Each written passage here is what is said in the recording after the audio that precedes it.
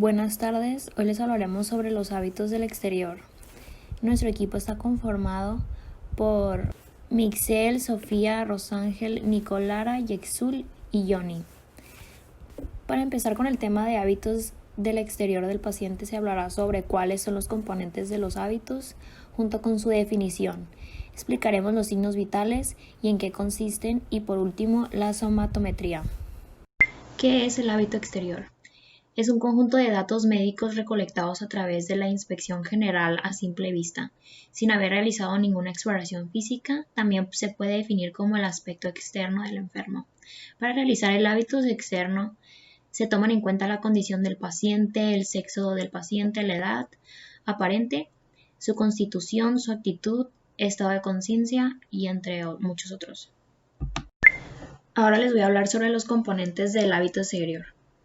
El sexo es un factor a tener en cuenta ya que existen padecimientos específicos a este. Los rasgos característicos atendiendo al sexo también nos pueden permitir ver la incidencia de la enfermedad. La condición del paciente se asocia con el estado de gravedad del paciente y en este punto se determina si el paciente es ambulante o encamado. Ambulante significa que el paciente camina, llega al consultorio, se le detecta que no tenga algo que le moleste. Se debe describir todo lo que le ayuda a este paciente a desplazarse, como por ejemplo el paciente ambulante con muletas debido a bota de yeso en la extremidad inferior izquierda. Encamado significa que se encuentra acostado y se debe observar si existe algo que lo obligue a estar en ese estado. La edad. Es la edad que representa al paciente a simple vista. Su importancia reside en que hay enfermedades propias de una edad, además que los mecanismos de acción y de defensa son diferentes. La edad aparente también refleja el estilo de vida del paciente o los antecedentes patológicos que hayan podido haber dejado marca en el paciente. Si es paciente pediátrico, es importante valorar su edad aparente en lo esperado al crecimiento y desarrollo. Constitución es el aspecto particular del cuerpo dependiente de la especial combinación morfológica de sus segmentos. Es el grado de robustez de un individuo, está determinado en base a la relación que hay entre el tejido óseo muscular y tejido celular subcutáneo. Se clasifica en fuerte, que predomina el tejido muscular y óseo, media, proporción entre tres tejidos, y débil, predomina el tejido óseo. Fuerte debilitado significa que es el individuo cuya constitución era fuerte, pero después como que tuvo alguna enfermedad aguda y se pone débil conservando algunas características de fortaleza. Ahora les voy a hablar sobre los tipos corporales.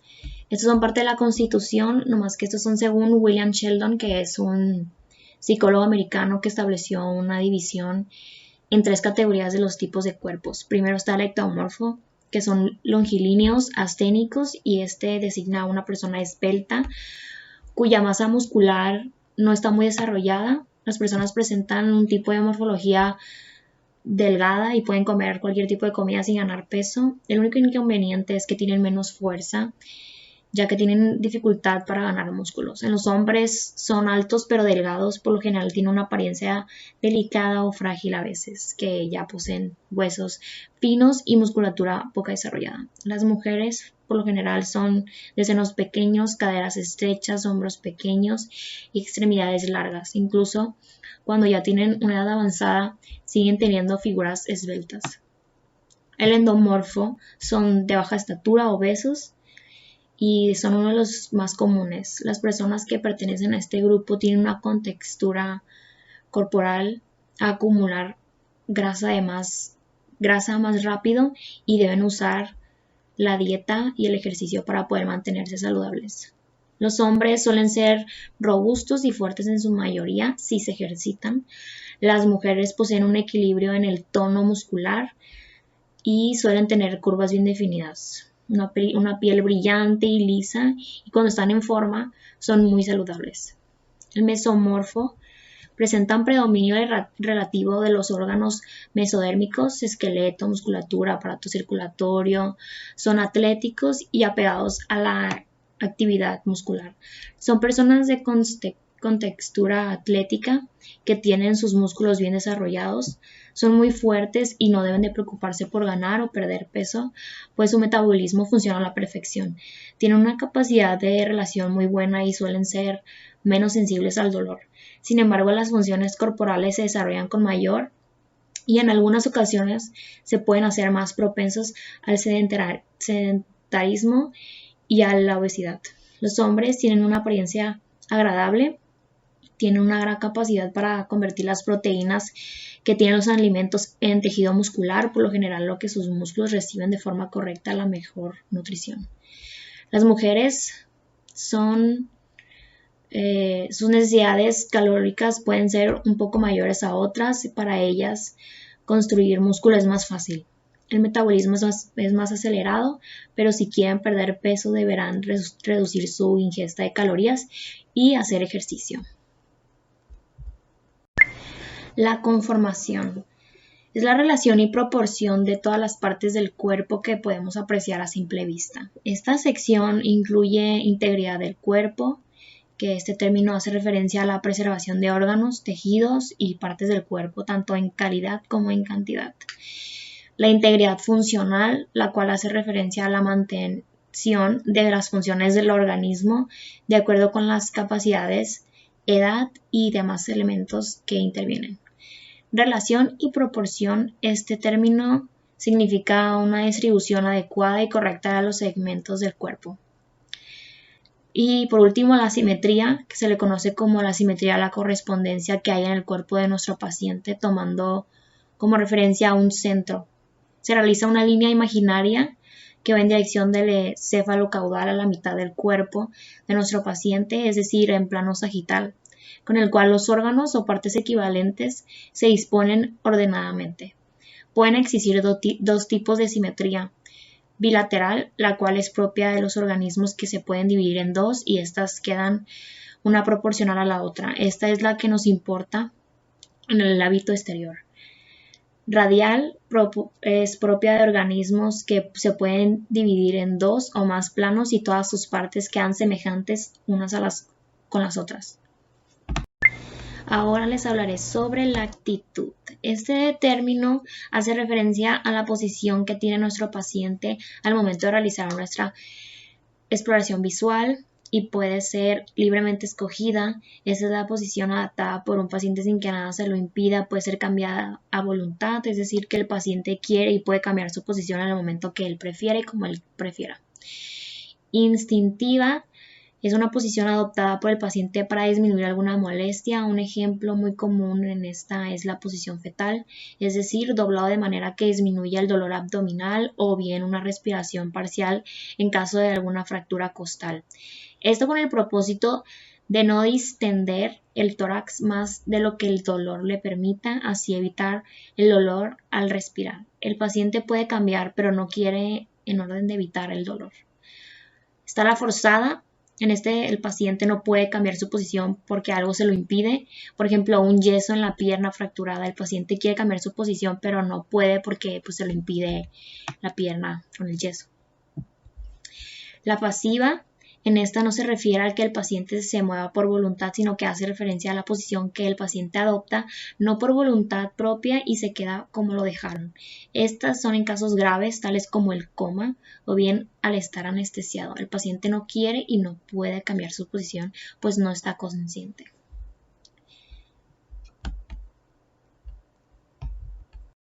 Ahora les hablaré sobre las facies. Las facies son las expresiones de la cara del individuo, que también nos pueden ayudar en nuestro examen del hábito exterior. Los tipos de facies pueden ser muy variados y representan el ánimo del paciente en ese momento. Es probable que podamos captar si nuestro paciente está sereno, angustiado, depresivo o bien si sufre de alguna enfermedad en específico. Estos son algunos de los ejemplos de las facies en un paciente.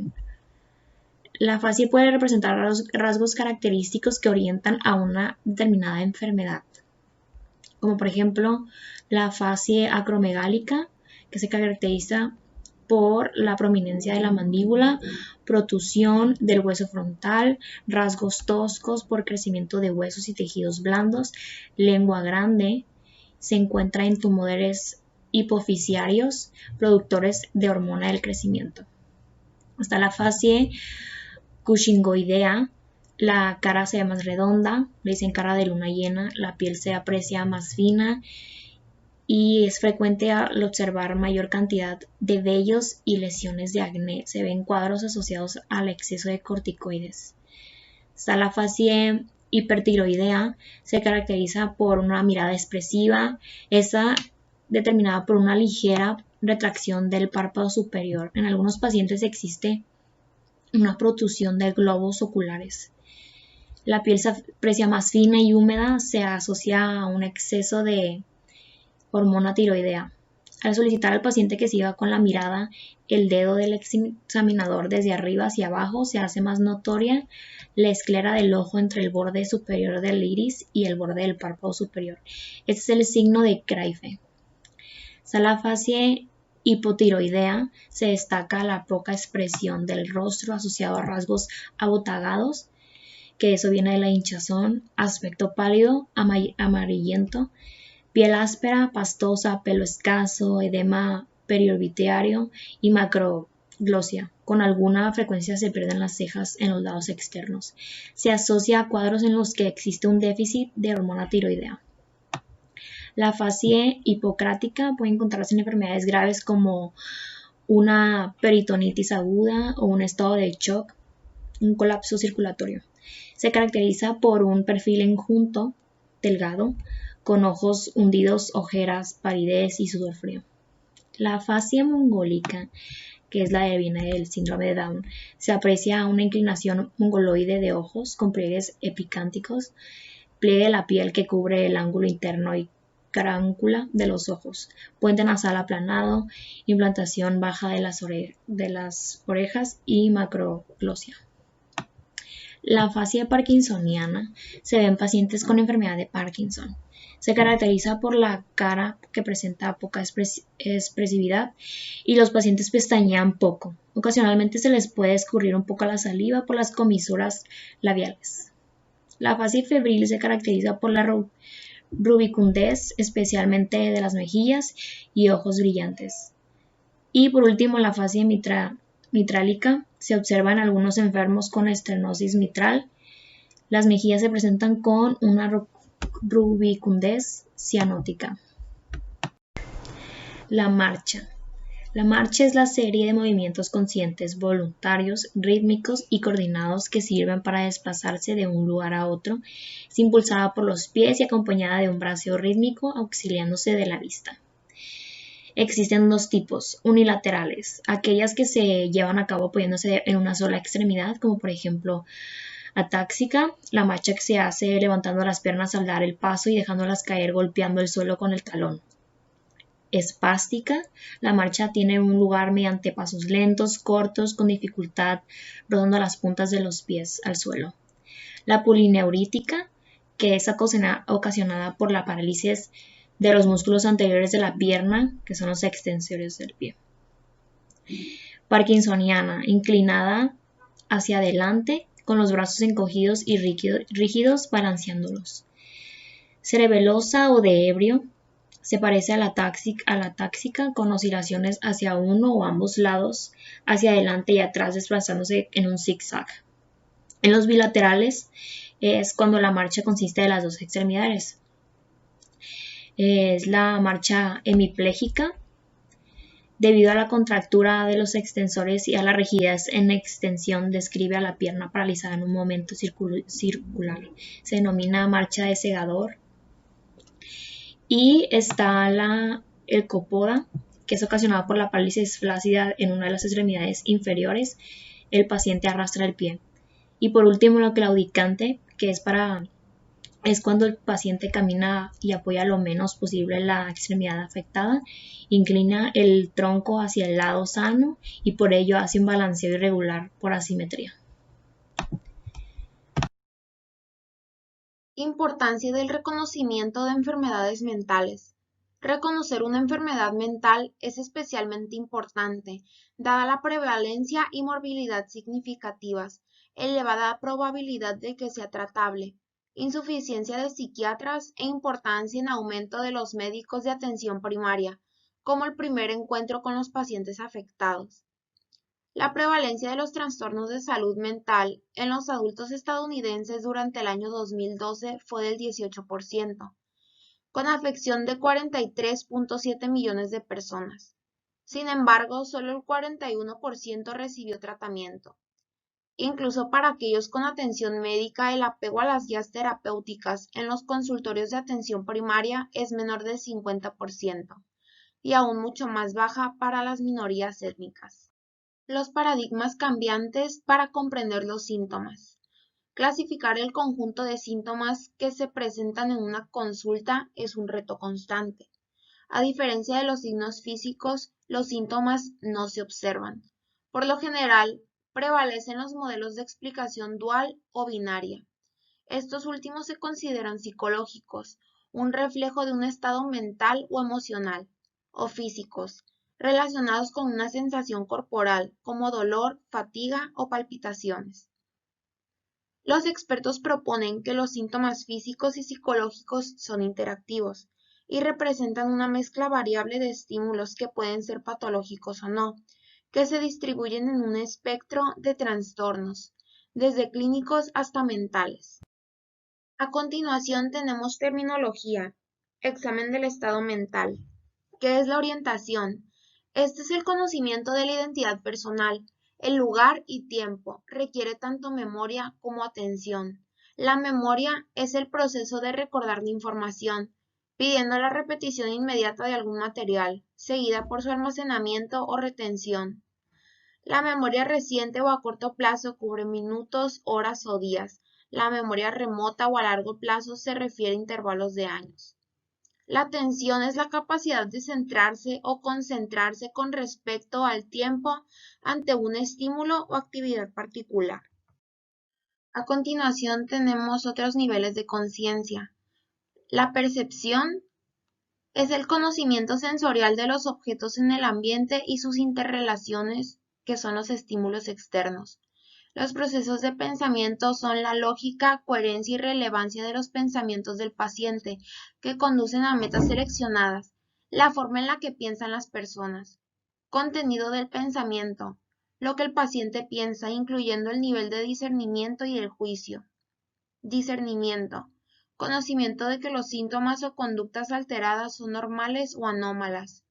Juicio, proceso de comparación e evaluación de alternativas cuando se decide una vía de acción. Afecto, un patrón fluctuante de conductas observables que expresa sentimientos subjetivos o emociones a través del tono de la voz, expresión facial y actitud. Estado de ánimo, una emoción más generalizada y sostenida que revela la percepción del mundo por la persona. El afecto es al estado de ánimo lo que el tiempo es al clima. Lenguaje. Un sistema simbólico complejo para la expresión, recepción y comprensión de palabras. Funciones cognitivas elevadas. Se valoran por el vocabulario con fundamento en la información, el pensamiento abstracto, los cálculos o la construcción de objetos que tienen 2 o 3 dimensiones. Atención, estado de ánimo, discurso, discernimiento, orientación y memoria.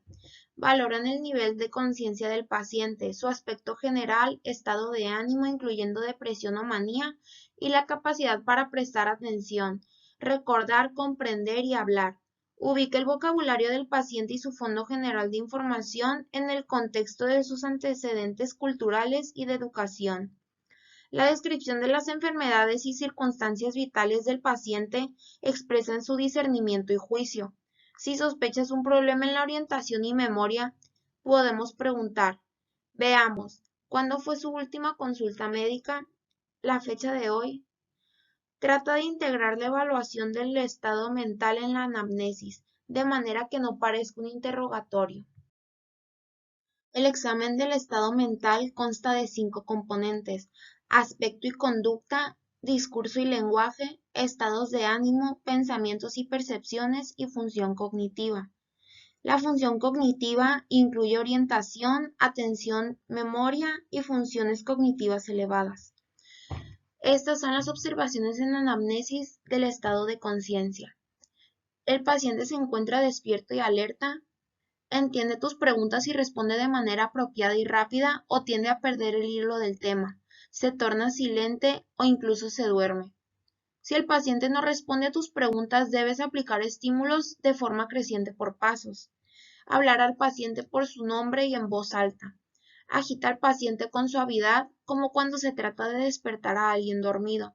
Si no hay respuesta a estos estímulos, valora con rapidez al paciente en cuanto a estupor o coma, que representan disminuciones graves del nivel de conciencia.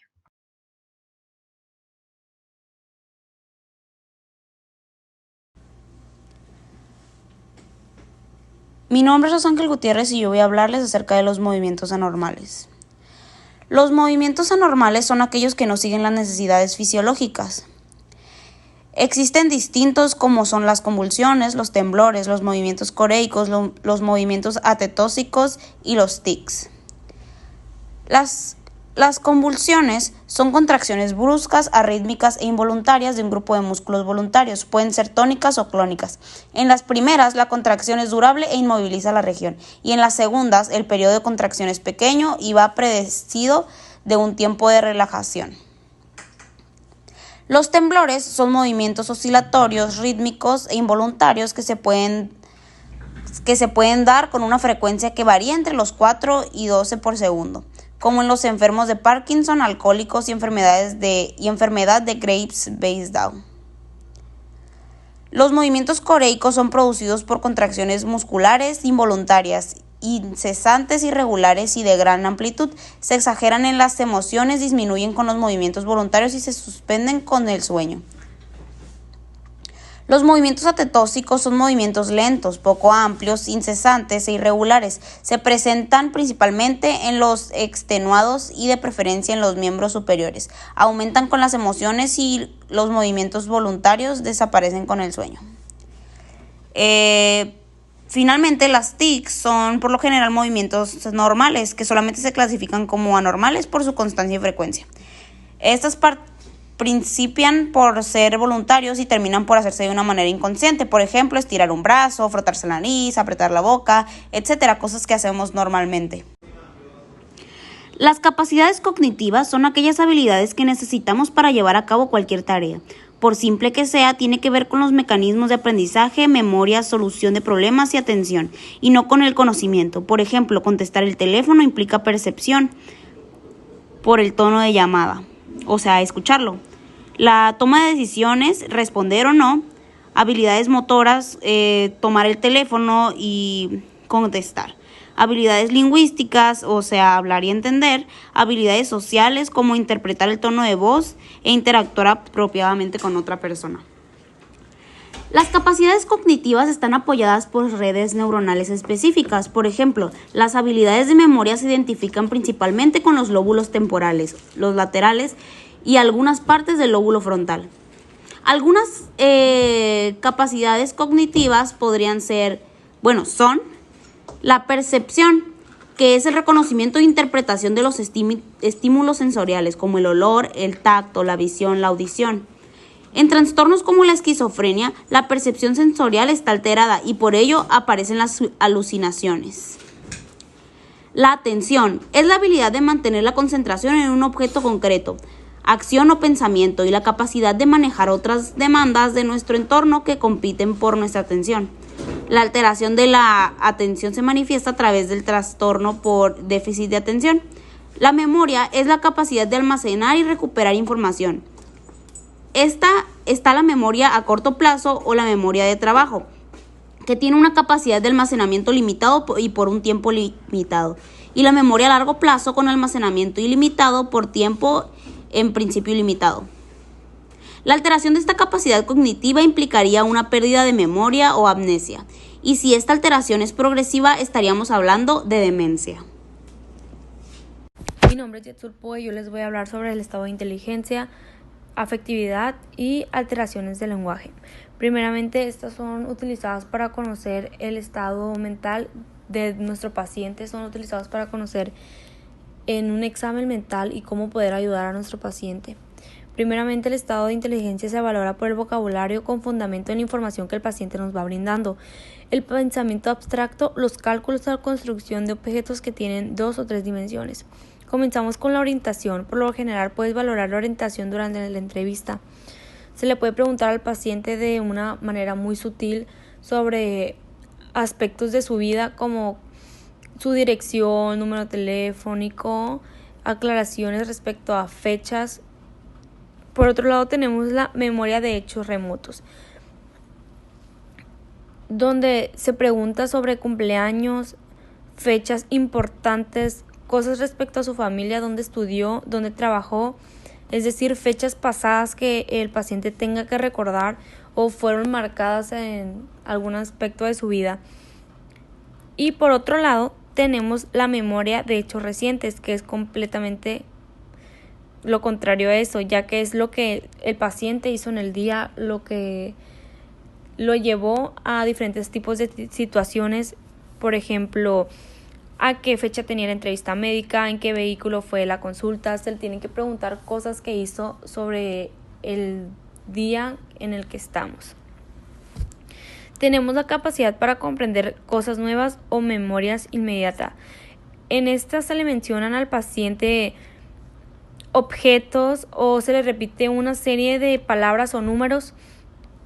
Después de conversar un rato o un determinado tiempo, se le pregunta al paciente sobre este tipo de secuencia o palabras que tenía que memorizar, si lo hace de una manera correcta, que quiere decir que el paciente tiene una buena retención, y si no, hay alguna deficiencia que hay que tratar.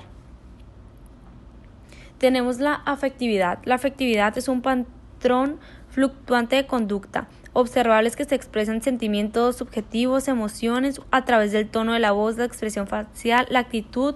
El afecto alterado puede ser plano, confundido, lábil o inapropiado. En este se valora el nivel de conciencia del paciente, su aspecto general, estado de ánimo, incluyendo depresión o manía, la capacidad para prestar atención, recordar y comprender y hablar.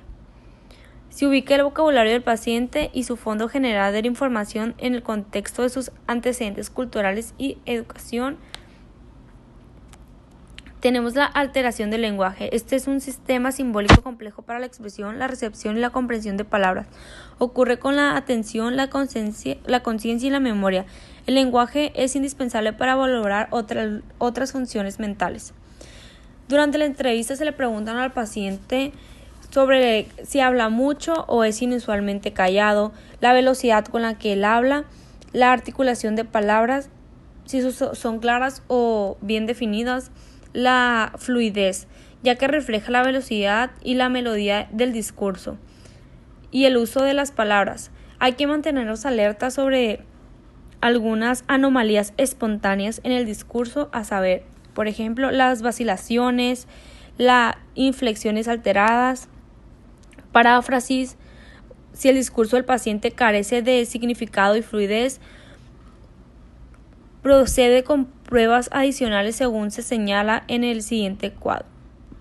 Una persona puede escribir una oración correcta, no presenta